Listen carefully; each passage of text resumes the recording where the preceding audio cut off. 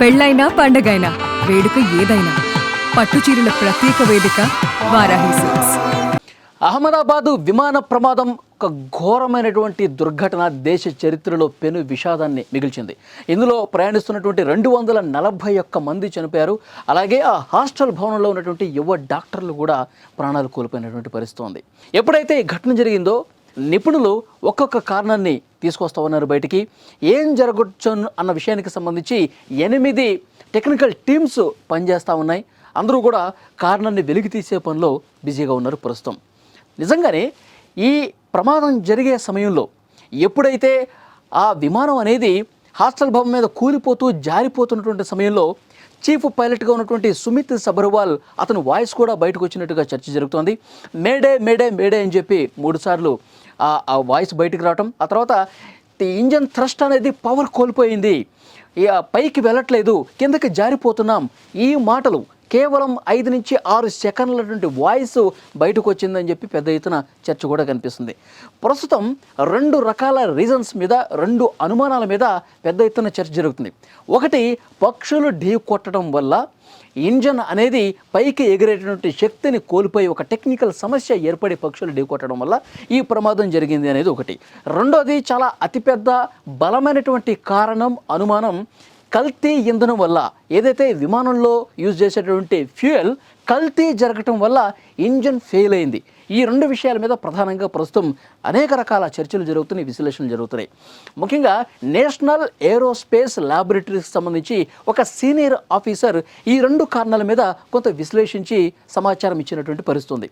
ముందుగా కల్తీ ఫ్యూయల్ గురించి మనం మాట్లాడుకుంటే కనుక, కల్తీ ఫ్యూయల్ ఎందుకంటే విమానంలో వాడేటువంటి ఇంధనం చాలా పవర్ఫుల్ ఇంధనం. దాంట్లో చిన్నపాటి కల్తీ జరిగినా సరే ఇంజన్ల మీద ఎఫెక్ట్ పడే అవకాశం ఉంటుంది. డెఫినెట్గా దీన్ని పరిశీలించాల్సినటువంటి విషయం.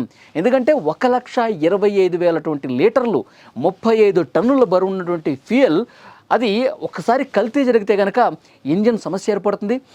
కల్తీ జరిగినప్పుడు ఎప్పుడైతే టేక్ ఆఫ్ అయిందో అది కల్తీ అయి ఇంజన్ల మీద ఒకవేళ ప్రభావం చూపిస్తే వెంటనే అది కిందకి జారిపోతుంది, దానికి పవర్ అందుకోదు.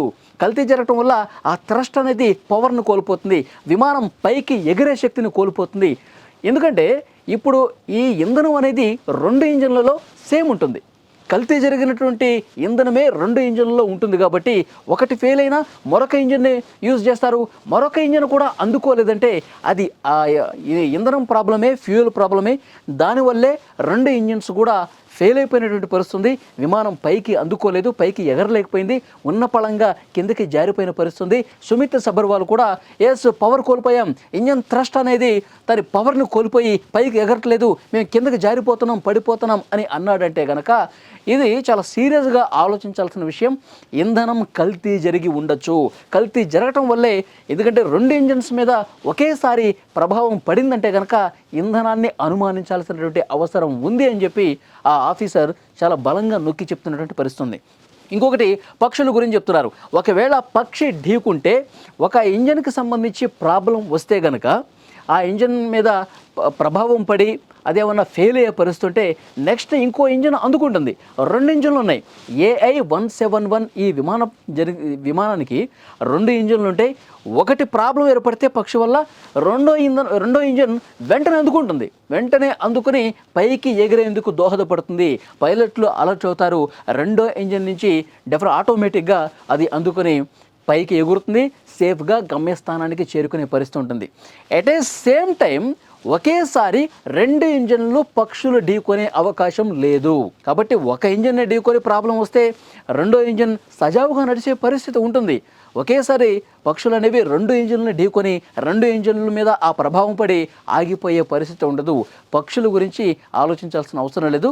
కేవలం ఇంజన్లు 2 ఒకేసారి ప్రాబ్లంలో వచ్చినాయి అంటే కనుక అది ఇంధనం కల్తీ జరిగి ఉండొచ్చు. మోస్ట్లీ 90% దానికి అవకాశం ఉంటుంది.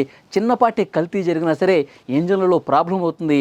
ఇంజన్ సరిగా పనిచేయనటువంటి పరిస్థితి ఉంటుంది. కాబట్టి ఇంధనాన్ని ఎక్కువ అనుమానించాల్సిన అవకాశం ఉందని చెప్పి ఆ సీనియర్ ఆఫీసర్ చెప్తున్నటువంటి పరిస్థితి. సో చూద్దాం ఏం జరగబోతున్నది. 8 బృందాలు చాలా సీరియస్గా వర్కౌట్ చేస్తున్నాయి. అమెరికాకు సంబంధించిన బృందం, బ్రిటన్కి సంబంధించిన బృందం, మన దేశంలో ఉన్నటువంటి ఏవియేషన్ సంబంధించినటువంటి బృందం, అలాగే బోయింగ్ విమానాల తయారీ కంపెనీ కావచ్చు, సో ఇట్లాగే ఎన్ఐఏ కావచ్చు, దర్యాప్తు ఏజెన్సీలన్నీ కూడా చాలా సీరియస్గా అసలు కారణాన్ని కనిపెట్టే పరిస్థితుంది. కాక్పిట్ వాయిస్ రికార్డు ఆల్రెడీ సేకరించారు, దాని మీద విశ్లేషణ జరుగుతున్నాయి, ల్యాబ్కు పంపించారు, మొత్తం కూడా ఆ వాయిస్ని విశ్లేషిస్తున్నటువంటి పరిస్థితుంది. ఏం జరగచ్చు అన్న దానికి సంబంధించి అఫీషియల్ అనౌన్స్మెంటు రాలేదు, కానీ నిపుణులు చాలా స్పష్టంగా చెప్తా ఉన్నారు, పక్షులతో అయితే కాదు. ఒకటి ఇంజన్లు ఏదైతే సాంకేతిక సమస్య వచ్చిందో 2 ఇంజన్లు ఒకేసారి రాకపోవటానికి కారణం ఆ ఇంధనం ఏదైతే 1,25,000 లీటర్ల ఇంధనం 35 టన్నుల బరువు, అంత బరువు ఉంది కాబట్టి అది ఎప్పుడైతే ఫెయిల్ అయిందో పైకి ఎగరలేదు. ఎందుకంటే ప్యాసింజర్స్ ఉన్నారు, వాళ్ళ లగేజ్ ఉంది, పెద్ద మొత్తంలో అక్కడ ఫ్యూయల్ ఉంది. సో 35 టన్నుల బరువు. సో డెఫినెట్గా ఈ బరువు ఆ పవర్ అందుకోలేని కారణంగా మెల్లమెల్లగా కిందకి జారుకుంటూ హాస్టల్ని ఢీకొన్న పరిస్థితుంది. ఈ ఘోర ప్రమాదం పెను విషాదం జరిగిన పరిస్థితుంది.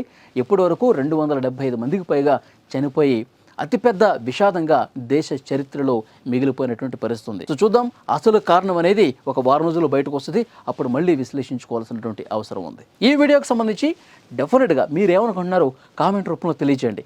కల్తీ ఇంధనం వల్లే ఈ ప్రమాదం జరిగి ఉండొచ్చు అని చెప్పి మీరు అనుకుంటున్నారా? 2 ఇంజన్లు ఒకేసారి ప్రాబ్లంలోకి రావడానికి ఇది నిజమైనటువంటి కారణంగానే మీరు భావిస్తున్నారా? కామెంట్ రూపంలో తెలియజేయండి.